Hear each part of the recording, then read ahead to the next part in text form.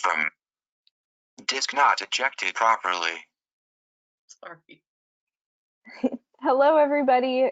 Thank you for tuning in to the National Marine Sanctuaries with Exploring by the Seat of Your Pants. We will begin in just about 2 minutes for exploring the lakebed of Thunder Bay National Marine Sanctuary.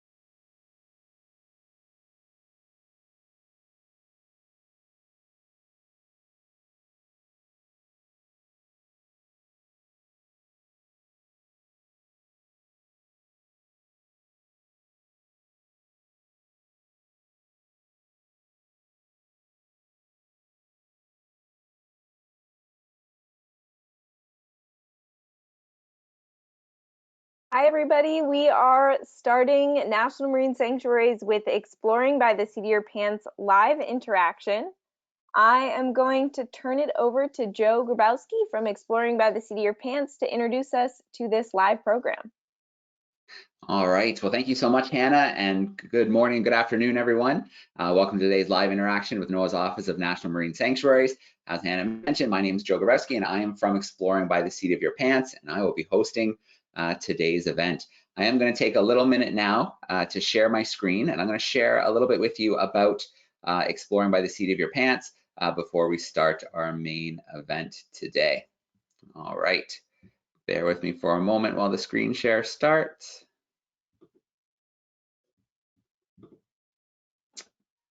All right, that should do it. So if you'd like to check out Exploring by the Seat of Your Pants, you can check out exploringbytheseat.com. So during the school year, we run 30 to 50 live events a day with classrooms all across North America, introducing them to scientists, adventurers, explorers, and conservationists from all around the world. During these challenging times, we are broadcasting all of our events live into the homes of educators, parents, and students across North America and beyond, with 3 to 4 live events a day.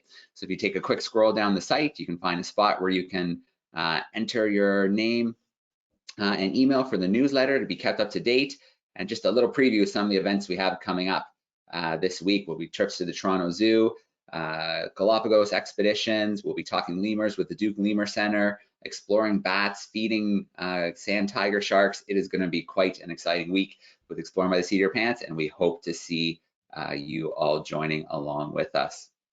All right, let's keep moving along a little bit. So we are going to have a little Slido action today. So what that means is you can take part in live polls and live quizzes during today's event.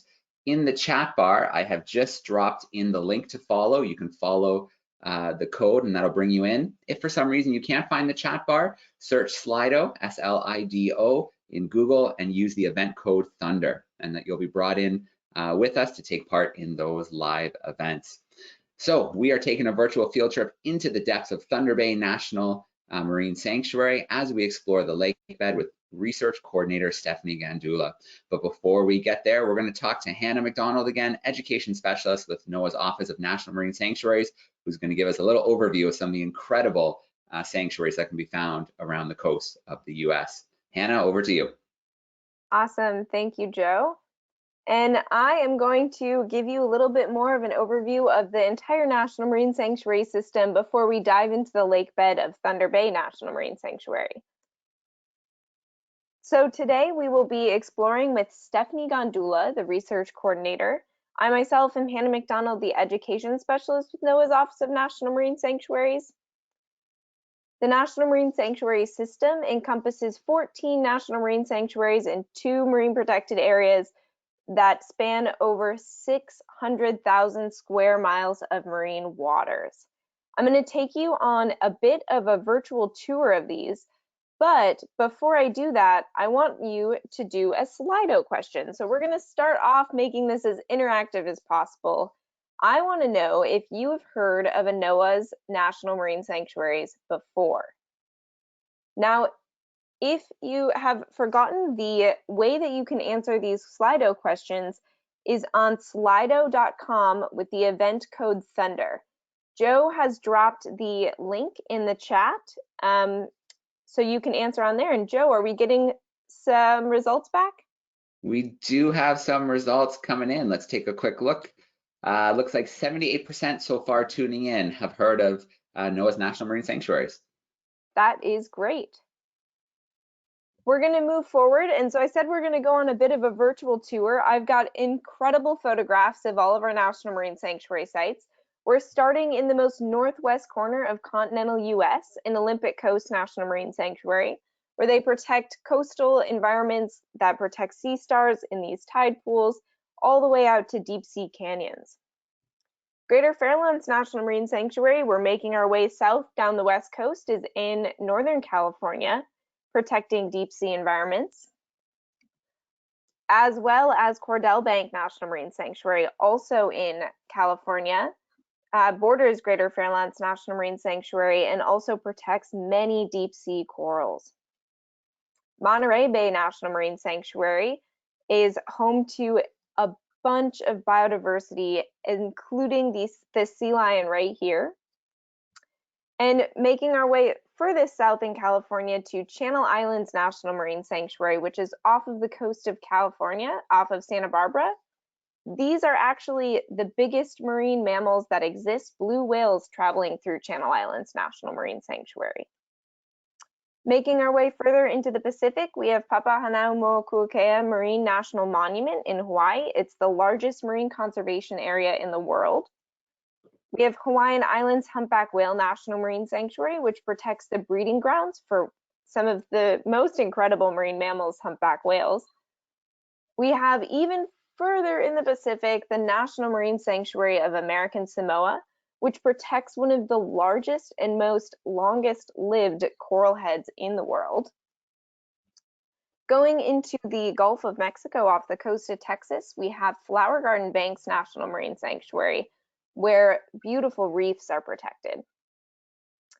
Going even further east to Florida Keys National Marine Sanctuary, all the way south of Miami to Dry Tortugas National Park is coral reef tracts that are protected within this sanctuary. Going up north a little bit into the Atlantic, we have Gray's Reef National Marine Sanctuary off the coast of Georgia, which protects live bottom reef ecosystems.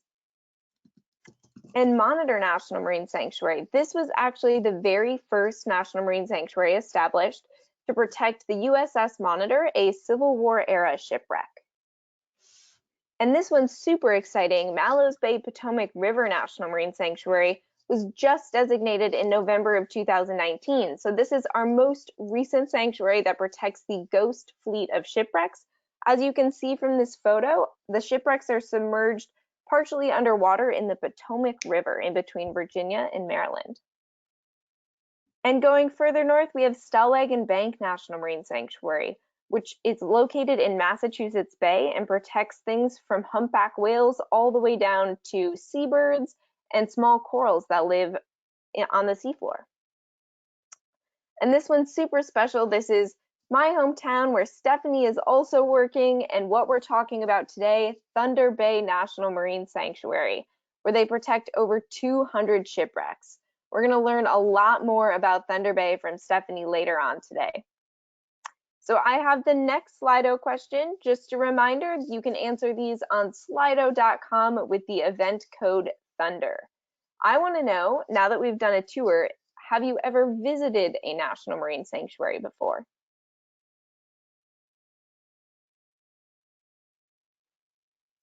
Joe, let me know what we're getting. What are we pulling in at? We are getting some numbers, and we are seeing, oh, it's a nice split. 51 say yes and 49 say no. They haven't visited before.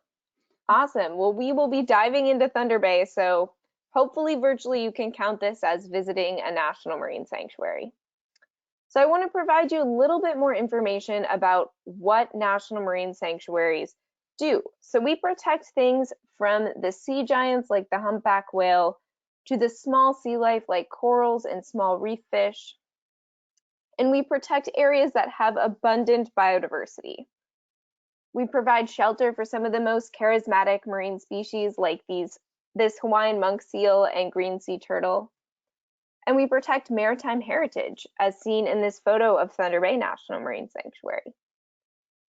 We do resource protection as well as education and outreach to make sure that these special places are around for generations to come. These are our special marine places. They're ours to paddle, to fish, to snorkel, to surf, to boat, and they're just ours to recreate in. So this is the last Slido question I have for you. It is a bit of a trick question since I only mentioned this once at the very beginning of the presentation. And we actually have a special guest joining us as well that I'd like to tell you about. We have the Deputy NOAA Administrator, Admiral Gallaudet, joining us. So I would be very curious if he gets this question right. He's visited many national marine sanctuaries, so I think he might. All right, Joe, I'm going to dig through the answers, and I'm going to find out. I'm going to dig through the answers, and we'll see. But so far, our results, we couldn't fool most of the audience. We have, oh, there we go. 68% went with 600,000 square miles. Awesome, that is correct. And with that, I'm going to start to introduce Stephanie Gandulla by introducing the project that she will be talking about. So in 2018, NOAA awarded funding to 3 grantees, one of which was Ocean Exploration Trust, to run telepresence-enabled exploration programs. Telepresence means bringing the ship to shore. That's connecting scientists to research that's happening in the ocean, as well as connecting students and audiences of the public to the ocean exploration as well. So we worked with Ocean Exploration Trust in Thunder Bay National Marine Sanctuary to explore the lakebed, and Stephanie is going to tell us all about that expedition that occurred last year. So with that, Stephanie, I'm going to turn it over to you and allow you to start your presentation. Thank you so much, Hannah, and thanks for hosting us, Joe. It's wonderful to be here once again. I had a blast last week talking about Thunder Bay, so wanted to join you guys again.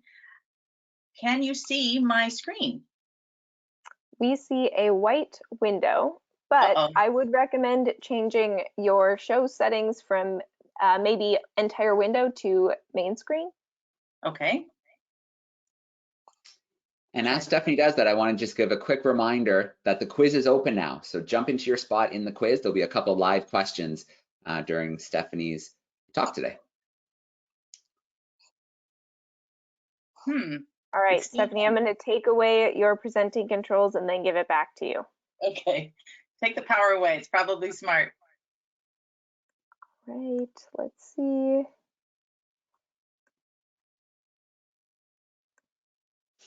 All right, changing it back to you, Stephanie. Thank you for bearing with us as we have this technical difficulty, but I promise you what Stephanie's about to share is super exciting. All right, Stephanie, there it is. Nice. You see it? Yep. Excellent. Okay, very good. Thank you for your patience there. Like I was saying, thank you so much, Joe, for hosting us. Wonderful to be on again, looking forward to more programs with Exploring by the Seat of Your Pants. And thank you, Hannah, for that great introduction to our National Marine Sanctuaries. It is so cool to see all those beautiful pictures. I myself have not been to all the sanctuaries yet. I've been to a few, but that is definitely my goal. So today I'm going to talk to you about Thunder Bay National Marine Sanctuary, which is our country's only freshwater national marine sanctuary so far. And I'm going to share an exciting exploration and research project that we conducted last May in northern Lake Huron. We'll also talk a little bit about the importance of sharing these projects with students like you and with the public, and some of the ways that we do that in Alpena, Michigan. So Thunder Bay National Marine Sanctuary was designated as a marine protected area in 2000. So it's our 20th anniversary this year. We're located in the heart of the Great Lakes, where in working with the community, we have identified nearly 100 shipwrecks. So ships wreck in the Great Lakes for a number of reasons. And I love zooming into this image that really shows the number of shipwrecks that we have identified. Now, keep in mind, we've identified almost 100, but we believe there's at least that many more to be discovered. We'll be talking about that more here shortly. So there's a number of different reasons these ships wreck. You know, weather, of course, we like to say they don't call it Thunder Bay for nothing. Running aground, navigation error, and lots of collisions, which is kind of evident there. You can see that a very busy waterway here in the Great Lakes. So it's not just the quantity of shipwrecks that makes this a historically significant collection, world-class collection. It's the variety, like the schooner Northwestern here, one of my favorite shipwreck sites at about 130 feet deep, or the shallow shipwreck site, the Albany, accessible to paddlers. You don't have to be a scuba diver. That was a side wheeler. Up to the Nordmere, which is a very recent, in fact, the most recent large shipwreck in sanctuary waters, ran aground in 1966, huge steel freighters. So we have those wooden schooners up to huge steel freighters, lots of quantity, lots of variety. But really what makes this collection special is the accessibility. Here's one of my favorite images taken by Brian Dort, a citizen scientist here in Thunder Bay, of the 1877 wooden schooner Portland. Might be a little tough to see, but if you look closely on the top right, you see one of the sanctuary mooring buoys, which offers great safe access to these shipwrecks. And then you might see 4 little snorkelers there on the left, and then even a stand-up paddler. So these very accessible shipwrecks. Here we have another snorkeler on that same wooden schooner. And then accessible to technical divers as well. Here we have the wooden schooner Defiance, sank in a collision in 1854. So we've talked about the quantity, the variety, the accessibility. As you can see with this image here, it's also a special collection because of the preservation possible in the cold fresh water of the Great Lakes. We like to call it a schooner deep freeze. So it might surprise you with the significant collection and with technology today that we have mapped to high resolution less than 20% of the sanctuary's 4,300 square miles in Lake Huron. So our #1 research goal is to use the latest technology to map and understand this lake bottom. So what do we hope to find? Well, of course, shipwrecks, that's what we're here to talk about, but we also want to understand sanctuary bottomlands for their natural resources, such as fish habitat, like you see here. And an image should be popping up here of Dr. Ellen Marsden, a biologist at the University of Vermont, who has conducted a lot of research here in Thunder Bay about fish habitat. There she is collecting egg traps. So these natural resources are important as well.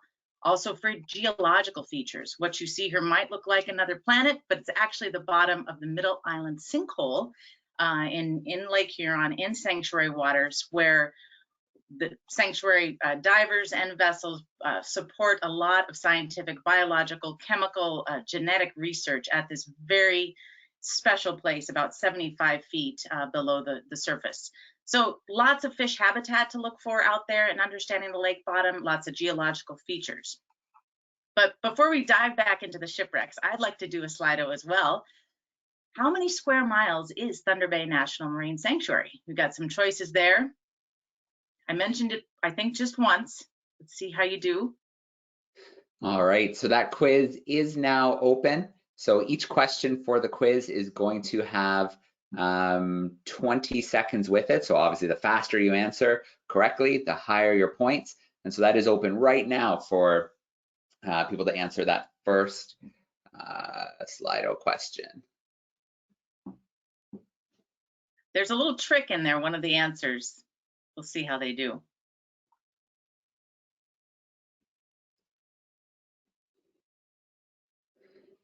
All right.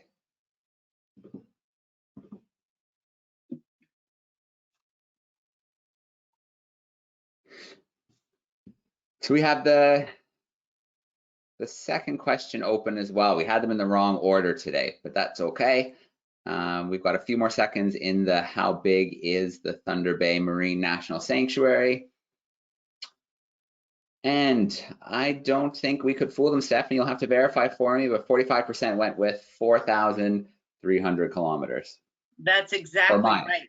Yes, 4,300 square miles is the current sanctuary boundaries. Answer number, or letter A, 448 square miles, actually was the original designation back in 2000, but in 2014, the community got together and made efforts to expand the sanctuary nearly tenfold. So I threw that 448 in there. Okay, so back into the shipwrecks. So I mentioned a few times, Hannah mentioned it, that we have nearly 100 shipwrecks that have been found in and around sanctuary waters. And we're still finding them. That's one of the neatest things to share with the public, that we're still finding shipwrecks, we're still looking for shipwrecks. And these discoveries are possible through working together in the exploration and scientific community, working with partners like NOAA's Ocean Exploration and Research Group, with the University of Delaware. I'll mention lots of partners throughout here. The main message for the audience today is that these things are made possible by working together and reaching out and working with partners and leveraging different technologies and different skills. So I'm going back just for a little bit to 2017, when we discovered our latest big discoveries. It was the partnering with the folks that you see on the bottom of the screen there, University of Delaware, Michigan Technological University, Northwestern Michigan College, other NOAA line offices, such as our partners at the Great Lakes Environmental Research Laboratory. And we hopped on board the Laurentian, our 80-foot research vessel, to map the lake bottom. And what we found, very exciting, was the semi-whaleback Choctaw. Many people had been looking for this wreck for a long time, lost in 1915. It's only 3 were ever made like the Choctaw, so really exciting discovery. Stay tuned for more programs on some of these, the stories of these exciting ships. The Choctaw, in fact, has been listed on the National Register of Historic Places, discovered by our team and partners in 2017. There's a sonar image of the Choctaw where it lies 300 feet below the waves of Lake Huron. We also discovered the Ohio, lost in 1894. Discovered that in the very same project. Here is some underwater video of it'll snap to what it's supposed to look like here in just a second, of the mussel-coated Ohio wooden vessel. And like I mentioned, sank in a collision. It collided with the wooden schooner Ironton, which in that project had yet to be found. We have not found the Ironton yet. So for our project last year, we were looking for all sorts of shipwrecks. The over 100 that we estimate are still out there to be found. We were looking for the biological habitat, the geological features, also really looking for the Ironton. So 2019, in May of 2019, is the project I'm here to tell you about. Here's some great drone footage taken by our partners at Alpena Community College. And just, this was the setting for this project. The really cool imagery here showing all the different players, all the different partners, and actually how it worked day to day. What you see there is our research vessel Storm towing the ASV, Autonomous Surface Vessel Ben. Ben stands for Bathymetric Explorer and Navigator. And here we are, that control van there, where that bicycle is going to be going by there. That's where all the operations for Ben happen. And we're at the very peaceful looking Rogers City Marina. So that's May, early in the year of 2019. In the height of the summer, that is a bustling, busy marina with lots of divers, sailors, fishermen. Amazing partners that we had that made this project possible. The ocean exploration team, Dr. Robert Ballard of Titanic fame, his amazing team there led by Lindsay Gee, and then University of New Hampshire Center for Coastal and Ocean Mapping led by Val Schmidt. Great teams there, and then a number of our NOAA line offices. I like this image here because it gives you a really good idea of the vastness of Lake Huron. There we are. If we could see for maybe 100 miles, you'd see Joe's home over there in Canada. It's a vast lake. They truly are inland oceans. And then you also see all the tools that we use for this exploration there, the research vessel Storm at the dock, the control van, ASV Ben sitting there getting ready to be towed out. and then also another smaller research vessel, and I'll tell you what that vessel did throughout the project as well.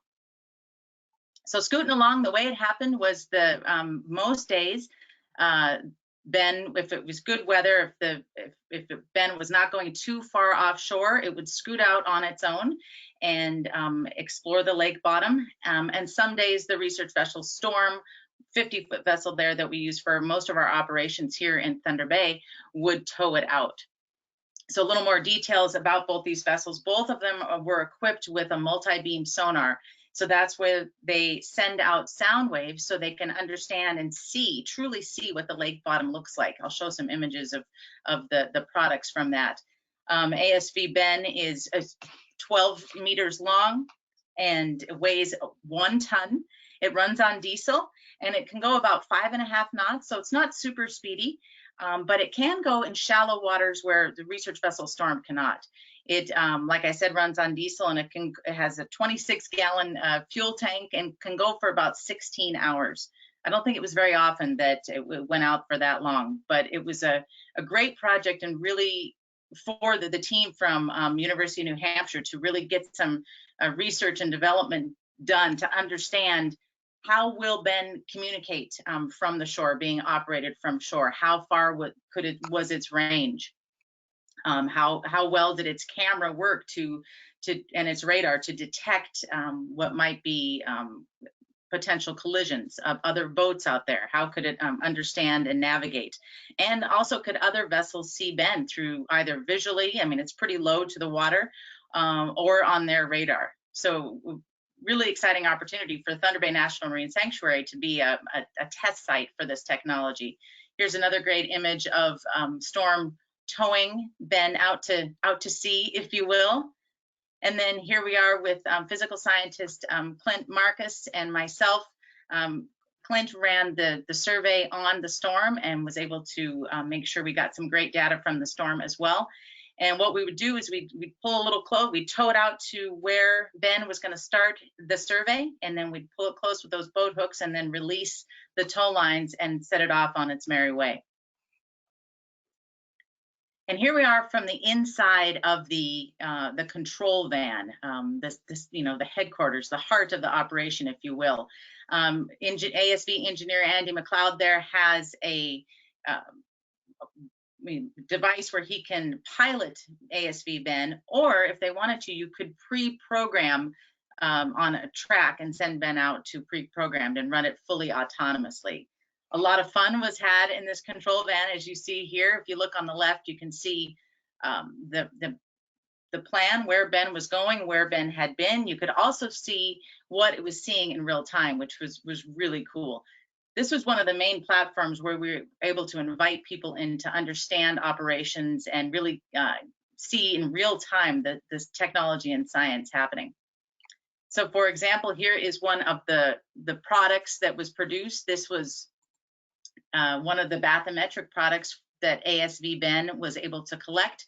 And we have lots and lots of products still processing this data, of course, but these varying colors indicate the different levels of relief and different heights of the lake bottom.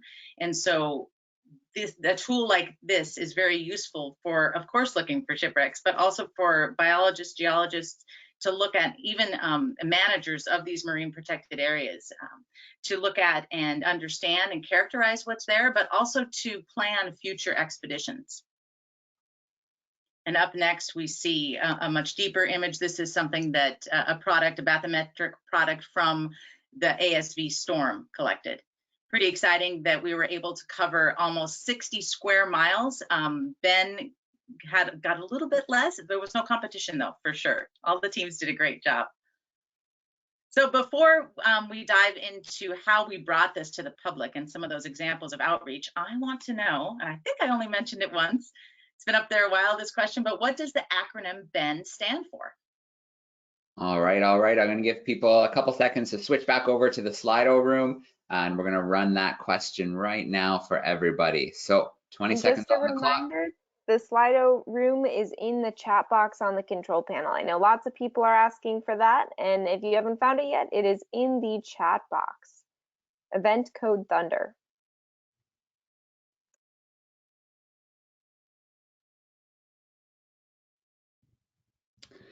All right, Stephanie, I can tell you that people have definitely been paying attention, because when we accidentally started this question earlier, only about 40% had it right, and those numbers have skyrocketed to 87%. So I Wow. definitely think that you've captivated the audience. And let's take a quick look here at our leaderboard. So shout out to Mike, 2 out of 2 in just over 10 seconds. Tied with B at 2 out of 2 in 10 seconds. Jasper, same thing in 15 seconds. And then our next, Susan, was 17 seconds, 2 out of 2. So congrats to Ken and Dee, who tied with Jasper as well. And thanks to everybody for playing along our quiz today and our polls. Excellent, excellent. I'm glad to hear that they're listening. So the most rewarding and probably the most important part of any scientific expedition is to bring it to the public, to share it. What, why else would we do these things?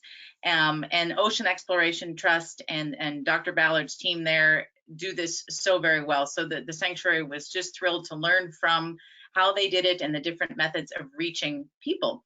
And with working with OET, Ocean Exploration Trust, and their amazing team, we were able to reach almost 15,000 viewers virtually through Facebook Lives and other means. And what you see here is Hannah and UNH team member Coral Moreno and NOAA Corps Officer Hunter Brundell, one of our virtual teams, bringing it to the people and taking it live from the control van. So one of the exciting things I think for the viewers is that they're seeing the science happening. In the background, we've got Val Schmidt and his team operating Ben, and you can ask questions directly of kind of like we're doing here today, but the science happening in real time. Very exciting.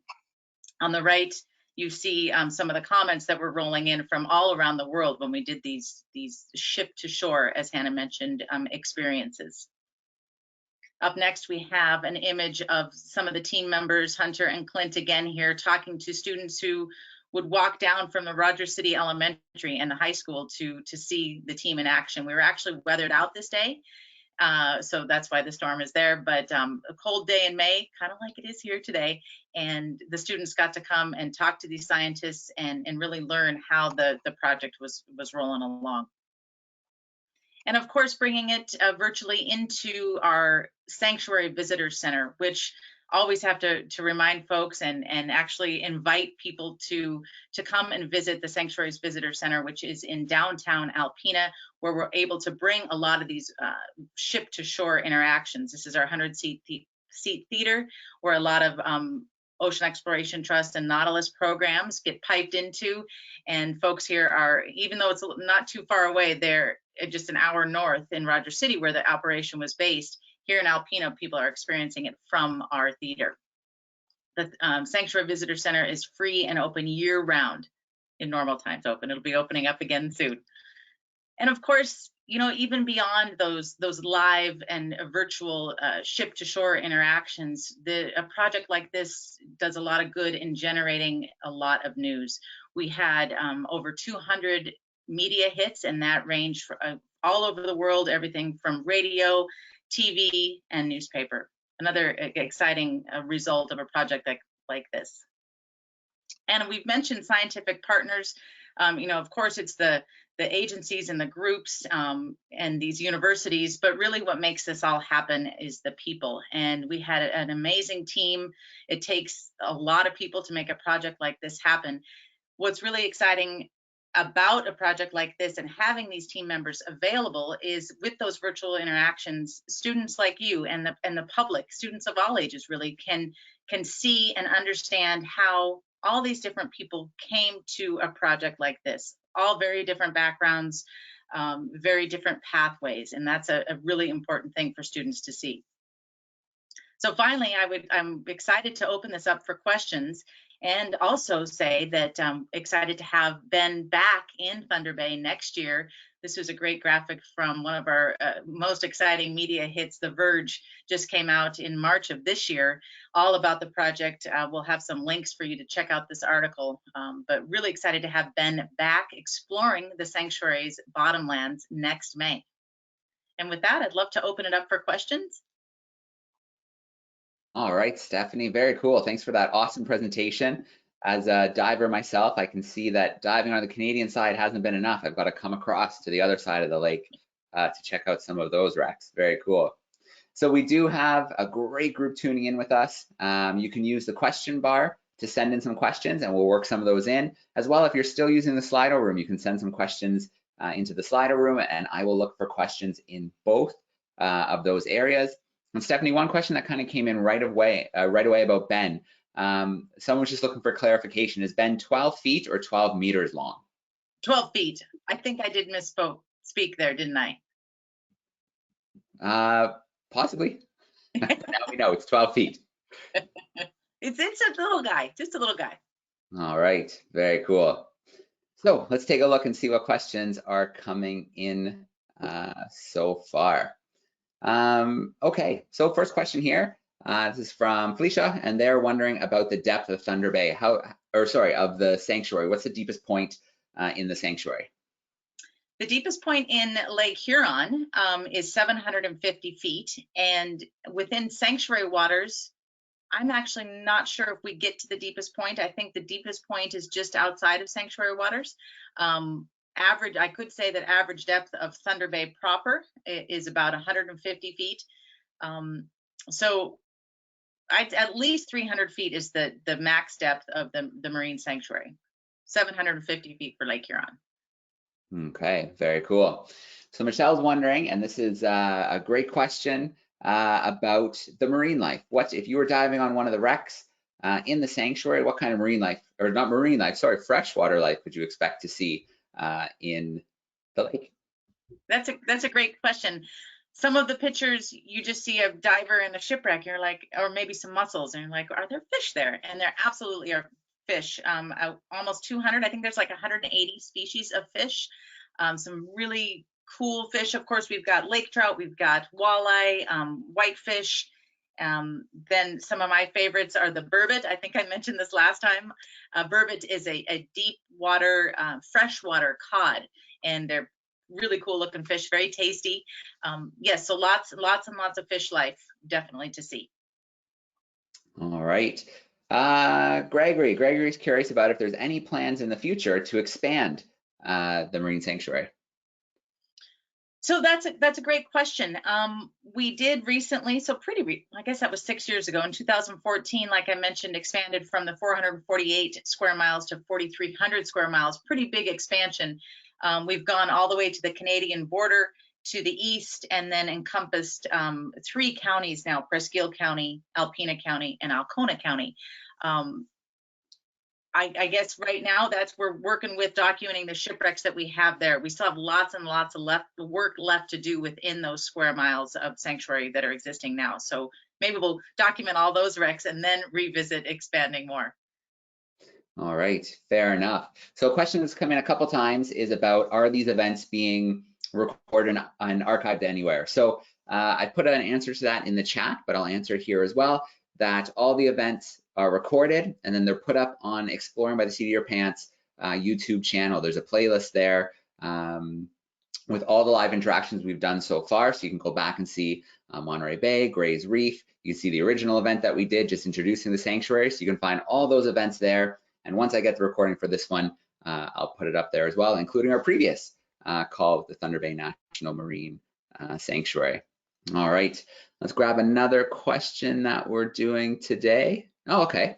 So this question's about the ships that you're finding. What were their typical activities? What were they doing? What were they carrying? What were some of the activities going on? All the ships that we have documented and that have been lost in our area are commercial vessels, working vessels. They're the workhorses of the day, very similar to what semi-trailer trucks haul today and what train containers haul today, and what lots of ships still working on the Great Lakes haul today. So the general answer to that is they were hauling cargo for use by industry, for use by the public. They could have been hauling a lot of natural resources such as grain and coal, iron ore, copper, salt, or more packaged goods. A lot of the freighters were hauling not bulk cargo, but packaged in barrels. So all sorts of different cargo, making our economy thrive and operate. All right. And then there's a second part to this question. Is our ships still kind of doing that same thing now in the area, still kind of moving those goods, or has that reduced a lot of that traffic? Actually, the Great Lakes, when we talk about the history of the Great Lakes, we say, it was once the world's busiest waterway. Well, it truly still is one of the busiest waterways and one of the busiest commercial areas in the world. What it took, maybe a couple hundred schooners to haul, they could each haul a few hundred tons of goods back in what we call the shipwreck century at the end of the 1800s. Now it takes maybe one huge freighter to haul. So there is still millions and millions of dollars of economy and goods being hauled on the Great Lakes today. It just doesn't look quite as busy as it did during the shipwreck century. All right, very cool. Matt's wondering, with so much of the sanctuary to explore, how do you prioritize where to go next? Oh my gosh, that's the question. I wish I had an easy answer for that. One way we do that, though, is to really engage our partners across the board, whether it's city managers, whether it's state representatives, whether it's the tribal communities, anybody and everybody that we really can engage. We work hard to get their input on prioritizing where to go. Of course, archaeologists like myself and my colleagues at the sanctuary are like, well, we know that there's reports of ships lost here, the shipping lanes, the shallow areas where ships run aground, and we want to look there. But we also want to take into account all those other parties and players that are sanctuary constituents that have input into where we go. So there's not an easy answer, but I will say that we recently did a project with another NOAA office, the National Center for Coastal and Ocean Science, to get together and have a workshop and actually bring all these people to the table and do a mapping prioritization exercise. So that's a great question, because we're actually in the middle of doing that right now. So kind of codifying that prioritization and making sure that we are prioritizing in a way that appeases everybody. I will say, though, that wherever we go and whenever we map, the products that are a result of any of these projects are available to the public. They're available to other scientists. And so where we at the sanctuary might be looking at it, at the same product for the shipwrecks, somebody else can use those same products in the future to answer other questions. All right, we've got a savvy audience today. Who know a little bit about the Great Lakes. And so a couple, Daniel and David, for instance, are curious about the invasive mussels, the zebra and the quagga mussels. How much of an impact do they have in the sanctuary? Well, I would say that's, I'm not a biologist, but in my experience here for 10 years working on the lakes, they've probably had one of the biggest impacts ever. Invasive mussels, zebra in the beginning, then quagga, completely altered the ecosystem. As far as shipwrecks, they have, as you saw in some of those images, they are on the shipwrecks. They do coat them. They do obliterate important archaeological details. They don't eat the wood or the metal, but they can, with their weight, possibly, timbers can fall more, faster than they would have without the mussels. They also have cleared, in the process of changing and altering the entire ecosystem, they filter the water, so they have made the visibility is much better. So it's terrible that the ecosystem has changed, but we have amazing visibility. In fact, right now, if we were to go out and dive on a shipwreck, you would see 100 feet of visibility. All right. So RG is wondering about the preservation of the wrecks. So compared to salt water, can you tell us a little bit more information about how come these freshwater wrecks don't degrade as quickly?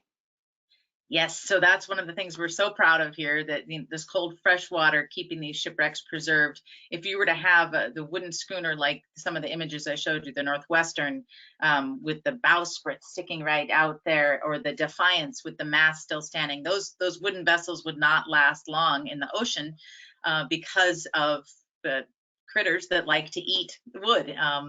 and the salt would help deteriorate the metal as well and rust away and corrode the metal. We do not have the salt, and we don't have the critters, such as teredo worms is probably one of the best example of, it's actually a clam that will devour a wooden ship. So you put it out here, and truly it can stay almost as it was when it sank over 100 years ago. All right, and let's squeeze in one more question before we pass things back to Hannah. And so, all right, so we have a lot of curiosity from a couple, Kenneth, Brenda, about the oldest wreck in the sanctuary. Okay, very good. I didn't even mention the oldest wreck this time. We talked a lot about it last week. The oldest documented shipwreck within sanctuary waters is the Paddle Wheeler New Orleans, and it ran aground in June of 1849. No lives lost on that wreck. Running aground, it's in very, very shallow water. So the glass bottom boat often visits the site of the New Orleans. It's a great snorkel site as well.